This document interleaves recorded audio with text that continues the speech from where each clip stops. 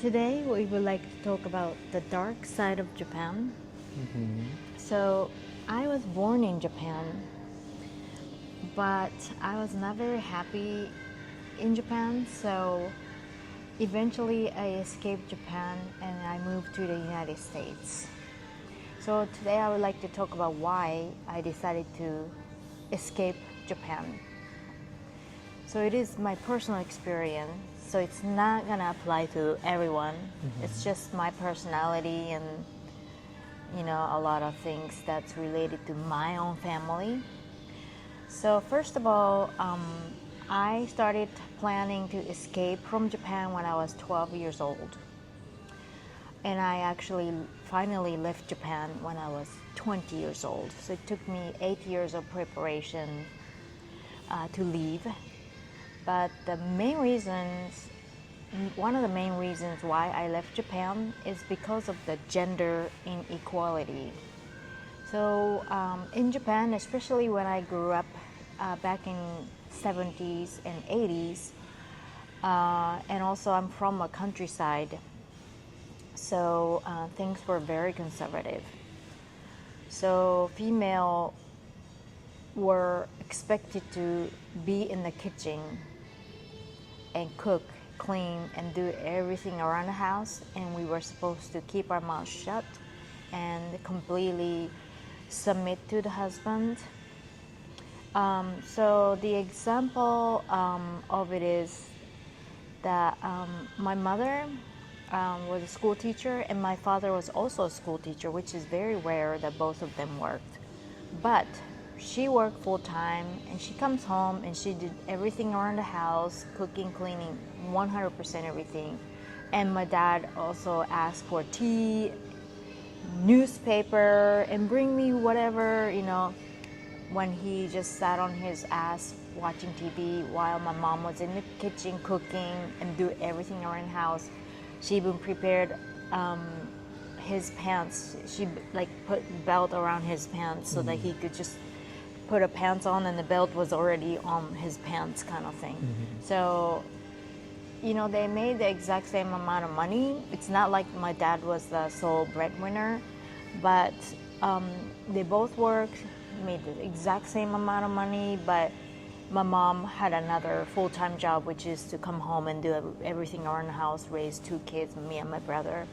So I always felt like there was some inequality going on, and I wasn't sure what was going on until when I was 8 years old. I realized, wait a minute, I don't want to be a girl in Japan because I don't want to grow up to be like my mom, do things basically twice as much as her husband. And one of the horror stories that I clearly remember from my childhood is during the New Year's celebration, which is celebrated on January 1st in Japan. So 3 days prior to the New Year's day, the woman go to the kitchen and start cooking for a huge meal for New Year's. And then all the relatives and family get together on New Year's Day, and the men are basically sitting in the couch, drinking, laughing, talking, watching TV, and women are in the kitchen, and the guys will yell from the kitchen like, hey, bring more sake, whatever. So basically, January 1st, 2nd, and 3rd, women are stuck in the kitchen, serving men basically. So it's 3 days prior to the New Year's and 3 days after the New Year's, women are basically stuck in the kitchen. And I was thinking I don't want to be them when I grow up. So slowly, I started not wanting to live in Japan as an adult. So, like I said, my plan started when I was 12 to slowly escape from Japan. To do that, I had to learn English and just behave and just listen to my parents so they will not suspect about my escape plan, right? And also in Japanese education system, everybody is expected to behave the same, think the same, act the same. If you're unique and different, that's something you get criticized for. Yeah. So I was Personality-wise, I was very different than like usual Japanese girls. I, didn't want to be the one to always smile and submit and just follow guys, whatever. So I realized early on that my personality didn't fit Japanese society. And also, especially where I grew up, there was absolutely no diversity. Diversity of thinking, diversity of the way you could behave, more so than like racial diversity. Well, of course, there was absolutely no racial diversity, but no sexual diversity, nothing. Everybody had to be the same. Everybody had to look the same, which is understandable because in Japan, the harmony with society is highly valued. But I felt like I've always been different, and everybody, especially school teachers, look at me as somebody who broke the harmony type thing. So I got criticized a lot by school teachers who wanted everybody to be the same. And so all in all, my personality didn't really fit the society's expectation in Japan. So finally, I escaped from Japan when I was 20. And then once I left Japan, I looked at Japan from a perspective of foreigners, sort of, because I wasn't inside of Japan anymore. And I have learned a lot of things, like there's a very high suicide rate in Japan, one of the highest in the world, because some people, like I guess myself, who try to fit in but couldn't, it's very uncomfortable to be in a society where you can't really meet everybody's expectation. So for my mental health, I had to leave.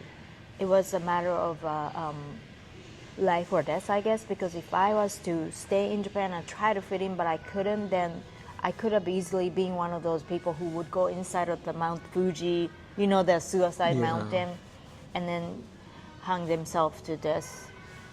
So for the mental health purposes, I had to leave. So that's my personal story of why I escaped Japan. Very interesting. I think very mature of your part to think at 12 to leave Japan and how you view the world through your eyes, seeing that the gender roles are so strong, like your mom being in the kitchen, and like that's the old mentality of gender roles of the woman doing the kitchen stuff, but it was common in those days, but you saw it through a lens saying, no, this doesn't look fair, or we're not as equal. I personally would never think like that just because I'm a man, but I would never at 12 have that type of deep thought. So it's interesting that you woke up in maturity and saw this at 12 and decided to move out of Japan.